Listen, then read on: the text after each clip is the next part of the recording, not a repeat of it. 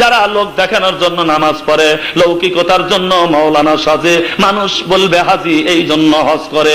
বন্ধুগণ আমার, এদের জন্য বড় পরিতাপ, এদের জন্য বড় আফসোস। এজন্য আমি অনেক সময় বলে থাকি, এবার জিলহজ মাসের এই চাঁদে নতুন হাজি সাজা সাজা গর্ব দেশেতে, কত লোক আসিবে দেখিতে রে, লোক আসিবে দেখিতে, জমজমেরই পানি দেব কাঁচের গেলাসে, আরবের খেজুর দেব আসলে তাদের খাইতে।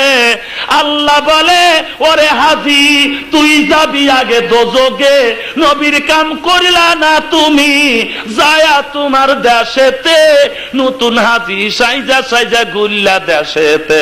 আমার নবী বিধবাকে আশ্রয় দিয়েছে, বচ্চনকে কাপড় দিয়েছে, ক্ষুধার্তকে খাদ্য দিয়েছে, অশিক্ষিতকে শিক্ষিত করেছে, আমার নবী রোগের চিকিৎসা করছে।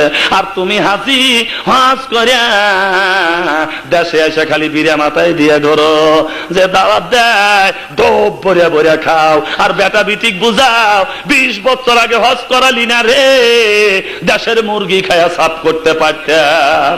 জোরে কোন কথাগুলি ঠিক কিনা? আর মনে হয় আপনারা রাগ করতেছেন। ওই যে ছেলে গেছে মামি বাড়ি, মামি পিঠা বাজতেছে, তো মামি জিজ্ঞাসা করতেছে ওই ছেলেটার দিকে তাকায়, বাবা তুমি হাসো কেন? কয় না মামি আমার মুখ কি আসলে আপনারা মানুষই তো এইরকম।